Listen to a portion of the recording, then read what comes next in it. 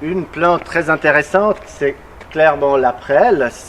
La prêle avec l'ortie, c'est les deux plantes de la flore indigène européenne plus riches en sels minéraux. Alors que pour l'ortie, ce qui nous intéresse, c'est principalement l'azote pour la croissance, pour stimuler la croissance au printemps. Pour la prêle, c'est plutôt la silice organique qu'elle contient en grande quantité pour protéger le feuillage, pour le durcir, pour éviter que le jeune feuillage, par exemple des arbres fruitiers, au printemps, tombe malade. Donc, alors, un système qui est très facile, qu'on peut faire même chez nous, dans une casserole, c'est une décoction. Alors, on va utiliser de l'eau de pluie toujours, qui est une eau qui est neutre, qui ne contient pas des substances cheloues. Que vous soyez à la campagne, au milieu urbain, la première chose qu'il faut faire, c'est laisser couler pendant 3-4 heures l'eau pour que le toit se vide de tout résidu de pollution.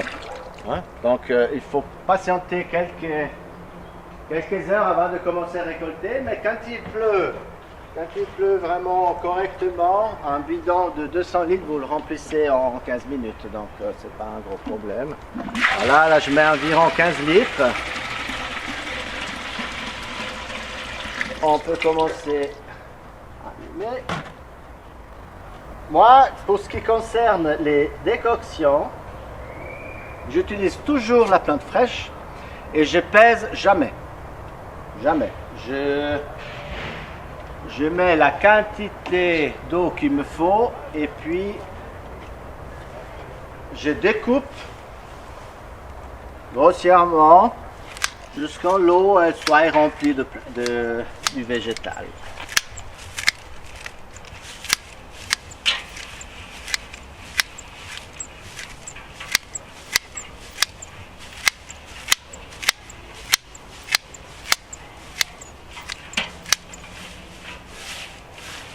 Alors voilà, là je vais rajouter encore un peu.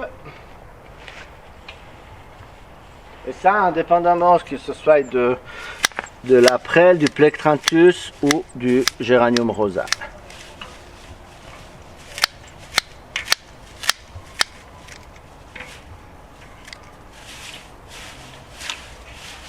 Voilà, c'est parfait.